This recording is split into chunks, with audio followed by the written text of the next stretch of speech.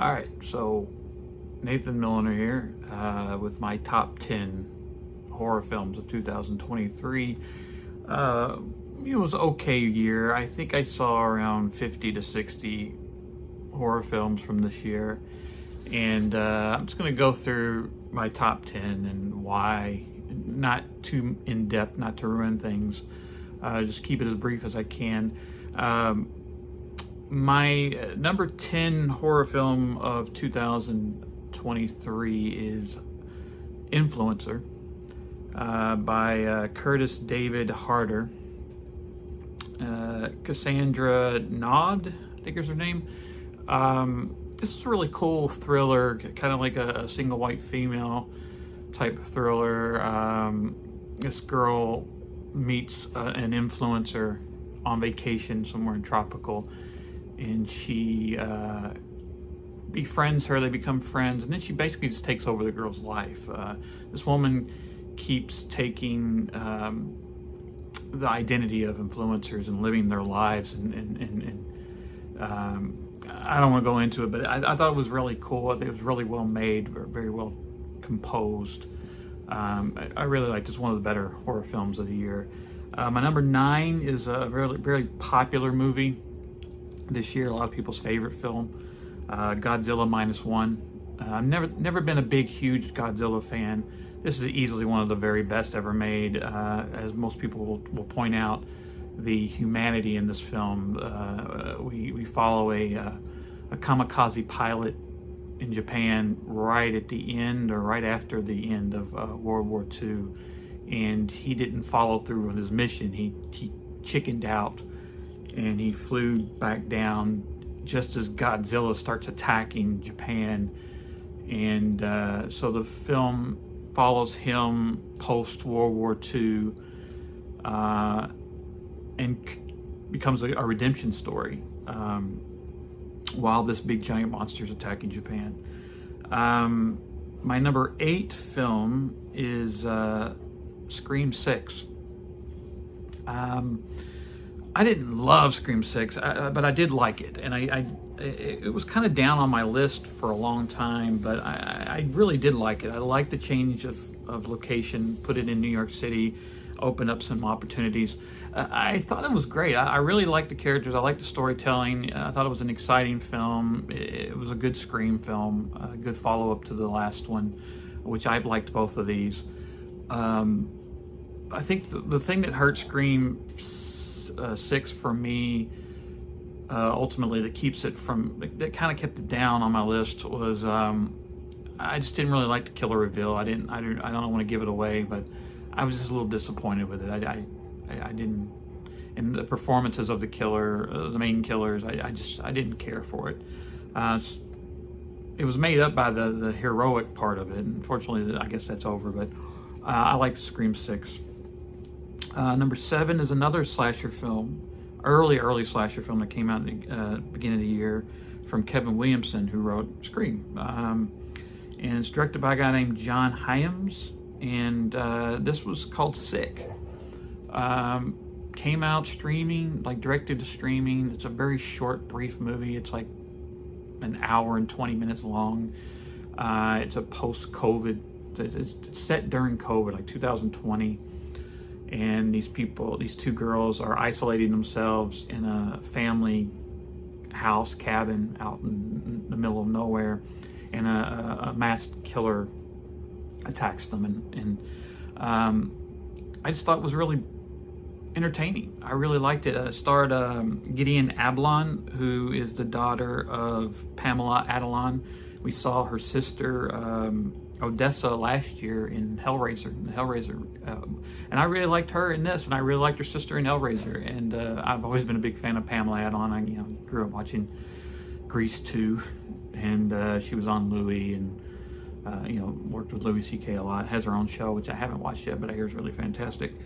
But I really liked Sick. I thought it was fun. It's been a really good year for slashers, and there's been a lot of slasher comedies in the vein. I mean, they're all kind of children of Scream, and that Happy Death Day kind of and freaky, those type of films. We've had a lot of those this year, like It's a Wonderful Knife and Sick and Totally Killer.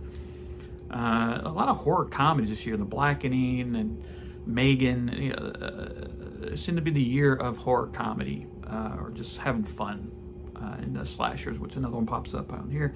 Number 6, this was a really popular one called When Evil Lurks, by Damien Rugna. It's a Spanish film. I had seen his film Terrified a few years ago when it came out and thought it was one of the scariest, most intense horror films I'd seen in a long time.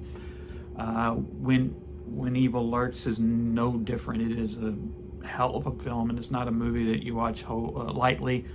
A lot of shocking moments, a lot of brutal, visceral, hard to watch stuff. It just take you off guard. I mean, you don't see things coming. It's sort of a possession, demonic kind of film. It has to do a lot with just pure evilness that's being unleashed and chaos around the world. Almost an end of times kind of movie in some ways. Number 5 is a movie that I kind of put off for a while, but it's called Brooklyn 45. It stars Anne Ramsey and Larry Fessenden. Made by a guy named Ted Geoghegan. I don't know how to say his name, but this movie takes place right at the end of World War II.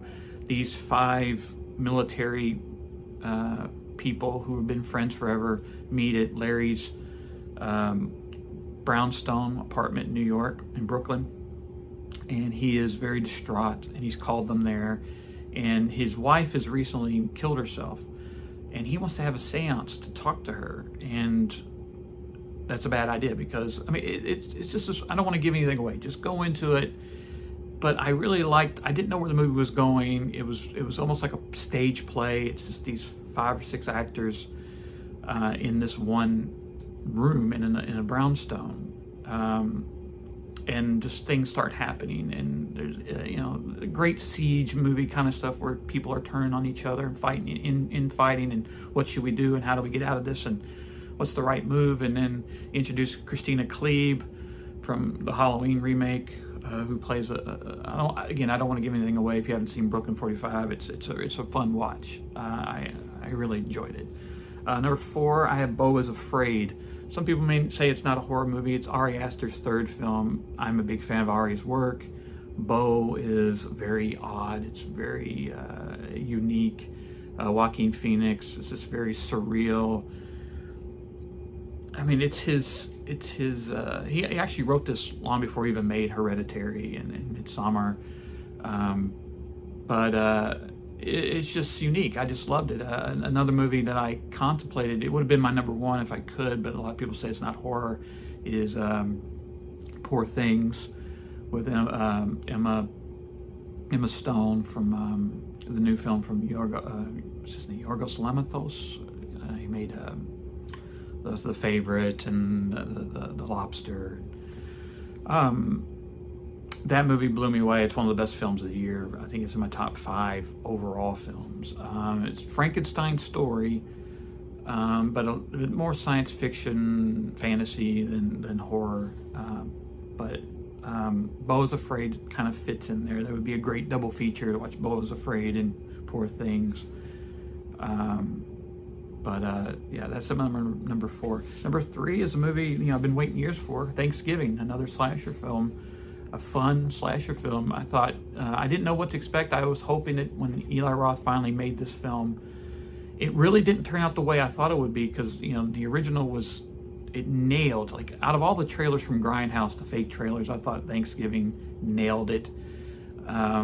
It felt like an early 80s just hard R slasher film, like just grimy, The Prowler, that kind of horror slasher film, and that's what I expected. But Thanksgiving actually ended up being more like a Kevin Williamson 90s horror slasher film. It had elements of the 80s. It was a blend. It was a nice blend of the 80s slasher film and the Kevin Williamson era 90s whodunit, more fun slasher film. I just thought Thanksgiving was a blast. had just a ton of fun with that film. My next one, number 2, is Evil Dead Rise. I loved it. I know there's like some people just hate it. People just love to hate things. I thought Evil Dead Rise was fantastic. I've liked both of these new non-Sam Raimi Evil Dead films, and Evil Dead Rise did everything for me that I wanted. It was Lee Cronin. I thought he did a fantastic job. In many ways, this could be my number 1. I loved Evil Dead Rise. It's one that I've watched a couple times, and I think we did a whole episode on that one. But that's my number 2. My number 1 was one I think that a lot of the guys didn't care for as much as I did, but I love this movie. It was kind of a slasher film in some ways, in style. It's a home invasion film. It's called No One Will Save You. Starred Caitlin Dever, and was directed by Brian Duffin. I'm sorry, I wrote it down. No One Will Save You is an alien invasion film, as a home invasion film, kind of like Signs, but different. She plays like kind of the town pariah. She lives on her own. No one talks to her. And the thing is, what was great, like Silent Night, John Woo's new movie, there's no dialogue. I think there's only like 5 lines of dialogue in the whole film, which makes sense because the character, no one talks to her. She has no friends. She has no one to communicate with. So I just loved the filmmaking and the choice to have it silent, to have this Caitlin do the film as a silent performance. I just loved it, and I loved the outcome of it. I loved the underlying messages that goes on in it. I just really, really loved the film. So that's my top 10. I wrote down a few other honorable mentions that I did really dig. I mean, again, I saw like 50 or 60. But the other ones, Unseen, I thought was really fun. Another fun comedy.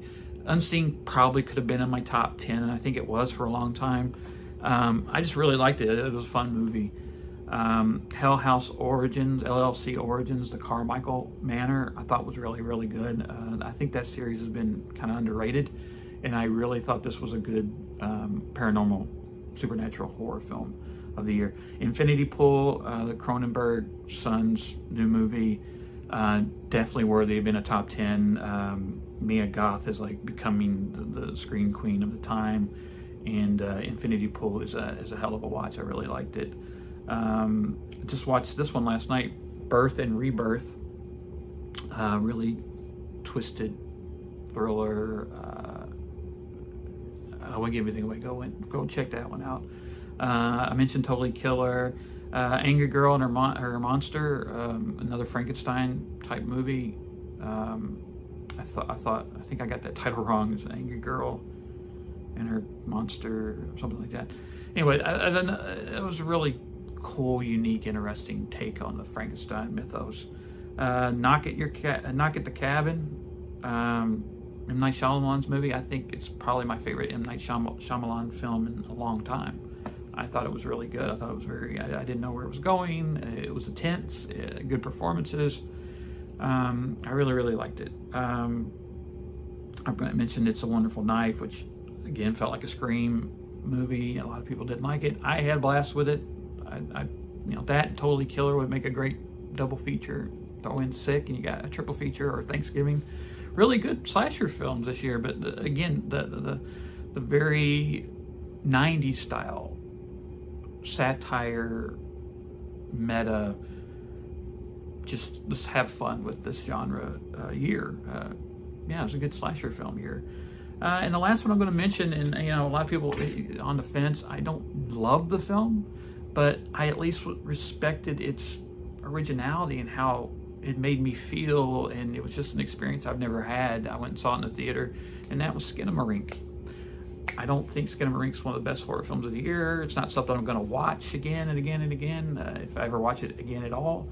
But it was an experience. It was something that I hadn't sat through before, and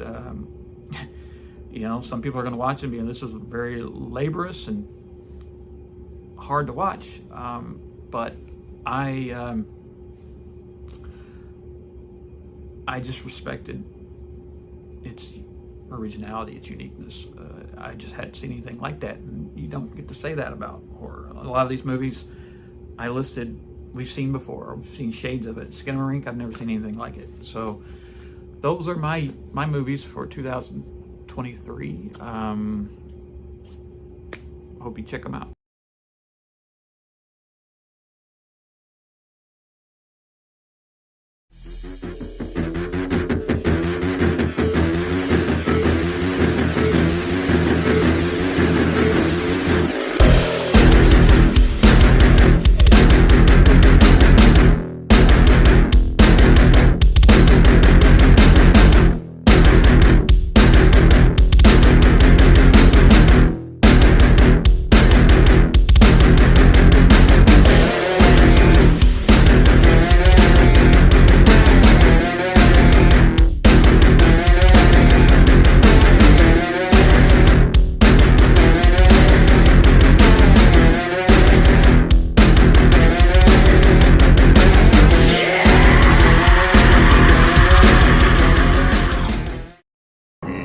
Such sights to show you. Hell yeah.